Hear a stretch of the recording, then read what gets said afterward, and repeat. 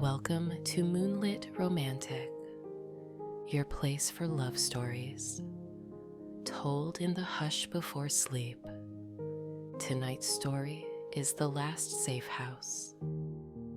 After narrowly escaping her dangerous past, Tessa Morgan is hidden away in a secluded mountain cabin with Cole Maddox, a battle-scarred protector who has sworn to keep her safe.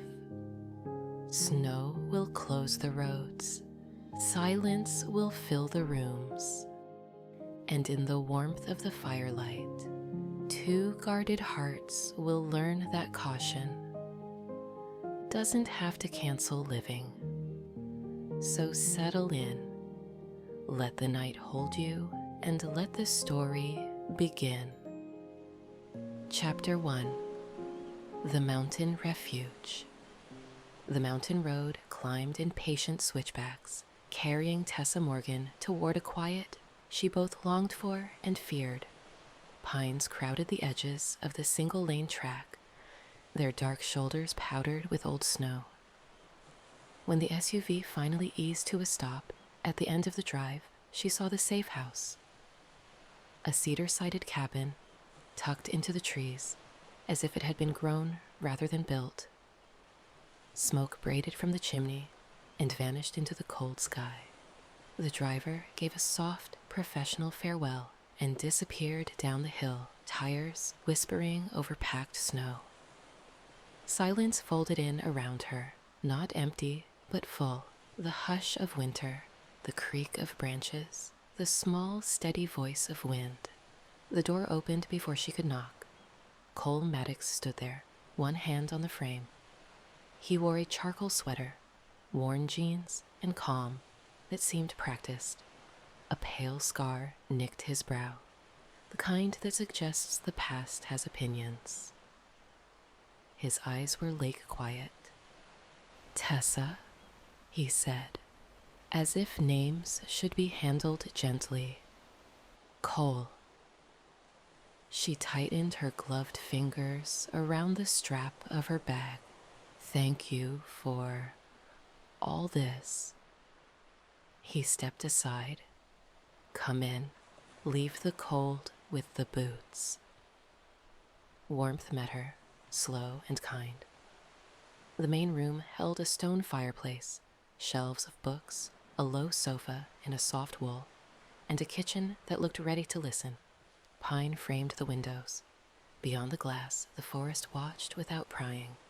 Cole showed her the small bedroom off the hall. Fresh sheets, extra blankets in the chest, pantry stocked. "If you want to cook, I'll gladly pretend to be useful." She managed a smile. "I make chili that forgives mistakes." "The best kind," he said, mouth tipping almost into a grin. They returned to the main room. On the coffee table, a folder waited, held by a neat clip. Cole tapped it lightly. "House rules," he said. "Nothing dramatic. Stay close to the cabin the first few days. No exterior lights after dusk. Walks in daylight only, within sight of the porch. I'll handle supply runs and anything that involves other eyes." Tessa nodded. The rules felt like a fence around a garden. Limiting, yes, but also protective. She set her bag by the sofa and stood close to the fire, palms out to the grateful heat. He brought tea, not the bitter, hurried kind that tastes like obligation, but something floral and bright. "Chamomile," he said, in case sleep needs persuasion. "Thoughtful," she said. He shrugged, and it looked like muscle memory. "Practice." They sat in a low, companionable quiet. The flames found their slow language. The kettle sighed. Somewhere in the trees, a bird tested one clear note. The last months flickered through Tessa's mind. The careful whisper to the detective, the late-night packing, the decision to testify. Fear had been her shadow for so long that the hush felt almost unreal. She let it be. Cole kept his distance without making it feel like distance. He checked the exterior door, adjusted a sensor by the window, and then took the armchair opposite the sofa, as if to say, I am here, and also not in your way. His stillness did not feel like stone. It felt like a drawn breath he could hold as long as needed. Do you get used to the quiet? She asked at last. You learn its accents, he said. Difference between wind and worry. Between cabin creaks and visitors. The mountain talks. I listen. You were military, she said carefully. Not quite a question. For a number of years, he answered, the words soft as folded cloth. Then private security. The work is different. The posture is the same. And the quiet? He looked toward the window where the afternoon had begun to thin. The quiet is better company here. She held his gaze, surprised at how safe that felt. All right, she said. I can learn the accents.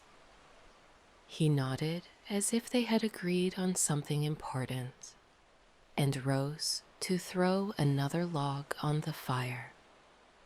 Outside, snow clouds gathered themselves without hurry. Inside, Tessa took her first easy breath in a long time and let the cabin memorize it. Chapter 2. Firelight Conversations. By the second morning, snow began in those delicate, indecisive flakes that try on the air before committing. The trees accepted them without commentary. Tessa stood on the porch with her hands wrapped around a mug and watched the world soften. Cole joined her with a second mug that smelled faintly of cinnamon. Storm later, he said, quiet rather than stern. Good day for soup and not thinking about roads. An excellent plan, she said, and meant it. They cooked together as the flakes changed from shy to sure. Cole chopped onions with a competence that suggested he could make a meal out of not much. Tessa stirred, tasted, and adjusted until the kitchen smelled like warmth learns to speak. They ate at the small table by the window, spoon steady, silence easy. How long have you been doing this? She asked, when the bowls were nearly empty. Protective work? He considered. Long enough to learn that caution is a kindness, not a cage. And long enough to get good at tea, she added. That tugged another almost smile from him. I had a teammate who swore the right tea at the right time could prevent an argument. I was skeptical. I am less skeptical now. The afternoon dwindled to emberlight. Snow swirled harder, scribbling at the glass. Cole checked the door again, then set a kettle to hum. He did not hover, but she could feel his attention, like a soft circle. He asked if she would like to choose a book. She pulled one from the shelf at random, a collection of mountain essays, and read a page out loud. The sentences were calm, each one a small, dry log, catching flame. Cole listened with the kind of quiet that makes words want to keep going. When she closed the book, he told a low story about a ridge he had camped on in late autumn years ago, when the stars felt almost close enough to touch, and every small fire seemed like permission. Do you miss it? She asked, sleeping under open sky. Sometimes, he said. But the best part of open sky is learning you can breathe under any roof. they drifted toward the hearth. She curled on the sofa, feet tucked beneath the throw. He took the armchair again, this time angled a little closer, as if the fire had asked for a better audience. The storm wove the cabin into its quiet basket. The kettle agreed to hold its tongue for a while. "Thank you for not asking questions I am not ready to answer," Tessa said. "Questions can be heavy." Cole answered, "We can lift them later, together when you choose." She nodded. "My ex liked questions that felt like traps." "Mine liked silence that felt like debt," he said. And the way he said, "Mine" suggested he meant war as an old partner, not a person. We learn our ways. She traced a finger along the book's spine. "We do." Near dusk, a soft, irregular tap sounded at the back of the cabin, a branch shedding its snow load, perhaps. Cole stood, easy and unhurried, and went to the mudroom. When he returned, his expression was calm, the calm that has looked and seen. Just the birch. She was tired of carrying. Tessa let out a breath she had not realized she was holding, and tried on a smile. "I understand the sentiment." The evening settled its warm weight over them. Cole brewed tea again.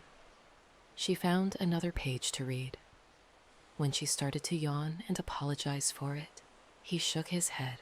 "That is the point," he said. "Let the mountain be strong for you for a while." Before bed, she paused by the fire. "Cole?" He looked up. "I know your job says to keep distance." She gestured vaguely between them. "Thank you for making it feel like company anyway." Something in his gaze gentled. "Good company is part of the job," he said. "Sometimes it is the most protective thing." She slept with the window cracked, the storm's soft hand smoothing her breathing. Far away, a world of courthouses and testimony, and dates waited with its own posture. Here, the night sat on the hearth and kept watch. Chapter 3. Shadows in the Snow. The snow stopped sometime near dawn, leaving the trees dusted like forgiveness. Tessa woke to a cabin that smelled of coffee and warm wood. Cole was already moving through his quiet inspections, door latches, window locks, the footprint of the generator. He spoke as he worked. Not a report, but a conversation the house seemed to enjoy. "Paths drifted shut," he said lightly. "No reason to dig us out today. We'll let the plows show off tomorrow." "I am not opposed to a day of reading and soup," she replied. The morning folded neatly into that plan. She took the chair by the window and let the light find her face. Cole mended a loose drawer, pull in the kitchen with deft hands. They spoke in a rhythm that felt like two instruments sharing the same song. Easy, unshowy, attuned. In the early afternoon, they bundled into coats and stepped onto the porch. The snow gave a soft crunch under their boots. Breath made small clouds.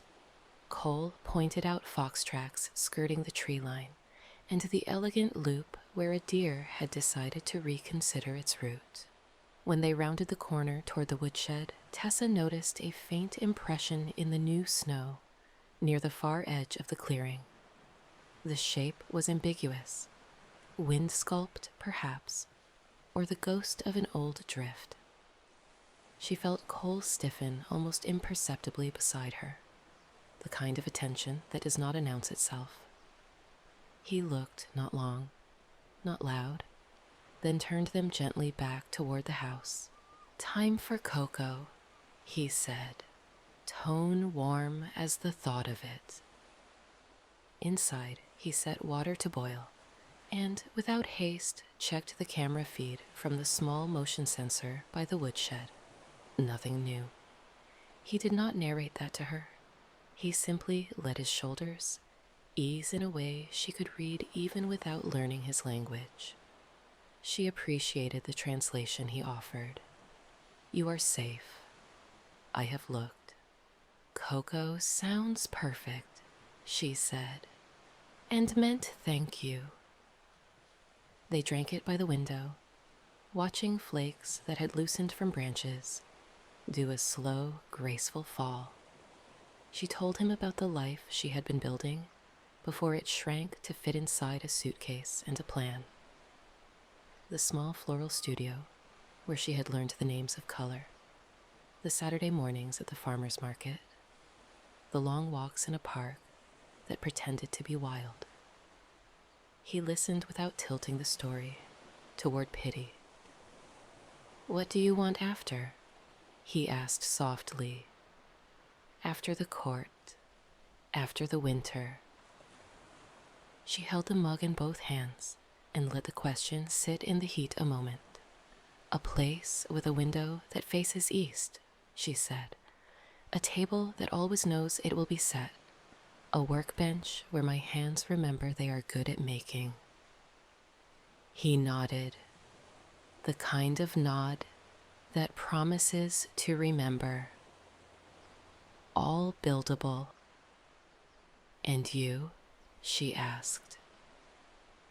"I want to keep helping people be safe," he said, "and to do it without forgetting to come home to my own life." "Does this feel like a life?" she asked, gesturing at the cabin, the snow, the kettle that never seemed to mind its job.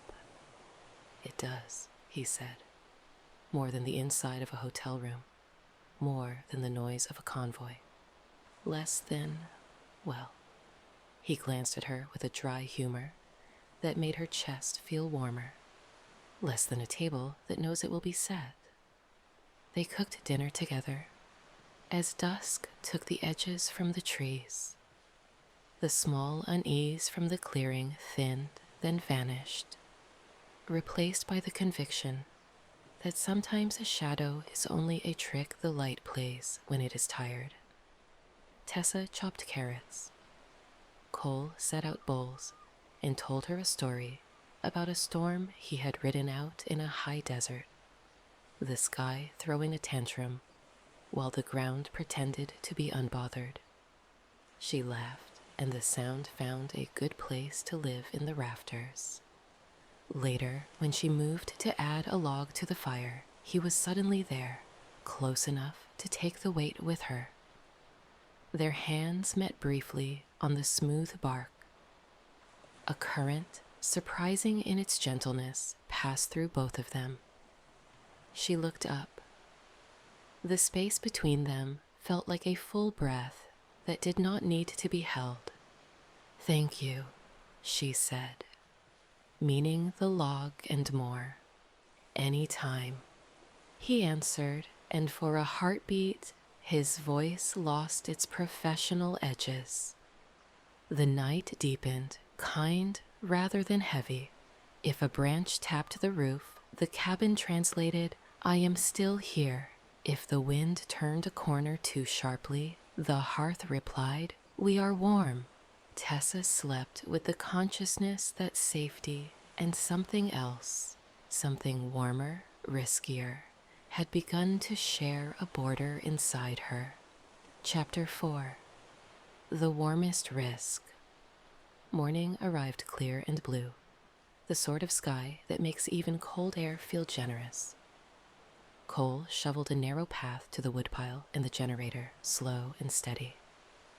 Tessa watched from the porch steps, wrapped in a blanket and sunlight. He moved with a quiet economy that every part of the cabin recognized. By late morning, the plow grumbled down the lane, widening the world again. Cole returned inside with a snow-dusted cap and a flush that did interesting things to the color of his eyes. "Roads passable," he said. "We could head down to the ranger station in the afternoon, check messages in person, save the sat phone a job."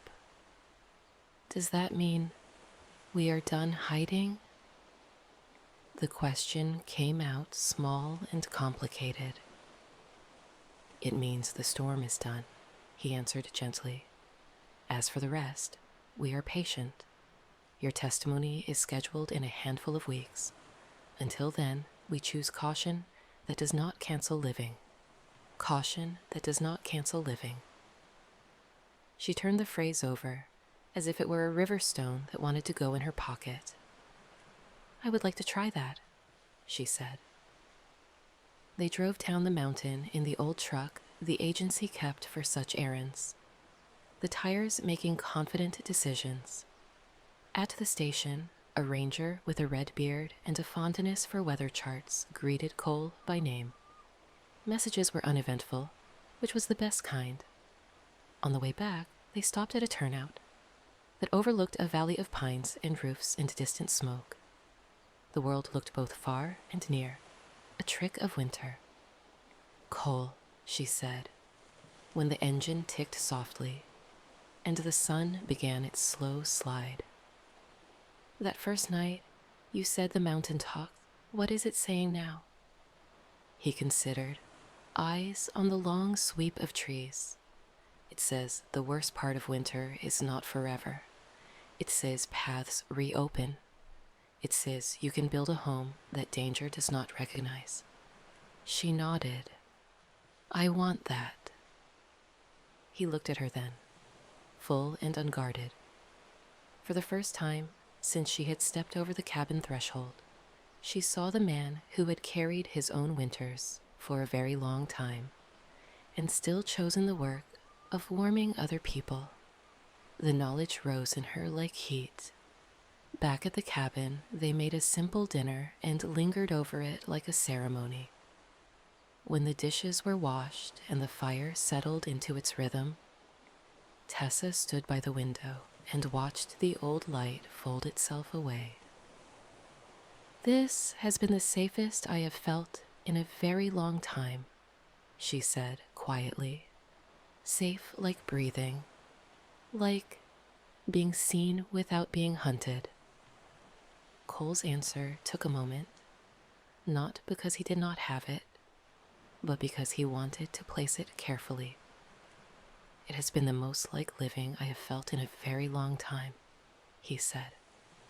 She turned, blanket around her shoulders, like a small, friendly cape. "What happens when I have to leave?" She did not make it a tragedy. She made it a question that trusted an answer. "We plan," he said, and there was a gentleness to the word. "You give your testimony. We keep you protected. We keep the noise out. And when the courthouse is only a building again, we look for the east-facing window, the table that knows it will be set, the workbench. If you want company, while you choose paint colors and lay the first runner for the doorway, I can be that company." Her laugh came out as a breath that had not known it was holding happiness. "You are proposing interior design as a relationship?" "I am proposing careful promises," he said, mouth curved. "Caution that does not cancel living."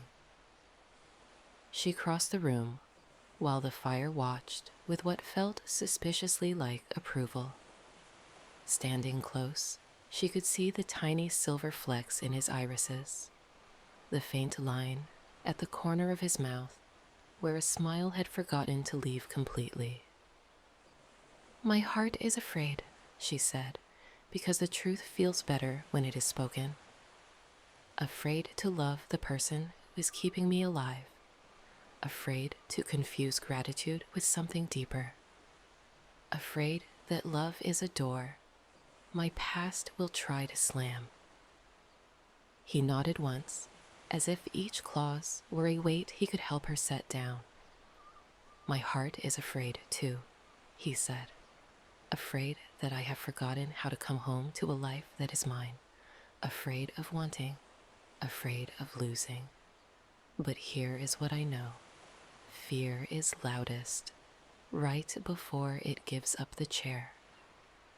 They stood with that a moment.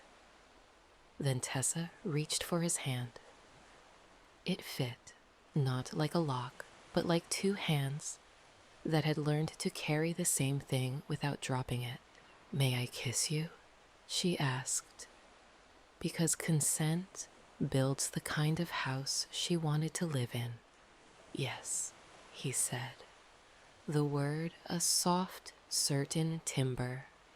The kiss was unhurried, a warm risk taken in a room that had grown good at sheltering things. It tasted faintly of cinnamon and winter, and the relief of finding a future that did not require forgetting. When they parted, the cabin exhaled as if someone had opened a window to spring. Outside, the night arranged its stars without spectacle. Inside, Tessa felt an ease settle into her bones that had nothing to do with hiding and everything to do with choosing. They sat by the fire, shoulders touching, saying very little. Plans did not rush them. Testimony when it came, cautious drives down the mountain, letters drafted with care, the east-facing window, the table, the workbench, the tea that knows when to arrive. Love would not replace the past. It would light it gently, the way dawn makes even old snow shine. Before sleep, Tessa tucked a small note into the folder on the coffee table. On it she had written, in tidy letters, caution that does not cancel living. Beneath it, she drew a modest little box, labeled us, and sketched a window, with the sun just beginning to climb. Cole found it in the morning and smiled with his eyes as much as his mouth. Winter would keep its promise a while longer, but now so would they. In the last safe house, danger had not disappeared. It had simply been outnumbered by care. And in the flicker of the cabin's firelight, two people who had trained themselves to survive remembered together how to live. The end. Thank you for listening to Moonlit Romantic. In the last safe house, danger was kept outside, but it was care and courage that unlocked the door to something more. If the last safe house touched your heart, please like, subscribe, and share this story with someone who believes love can grow, even in the shadow of fear. Until next time, sleep softly, dream deeply, and remember, sometimes the safest place is the heart you choose to trust.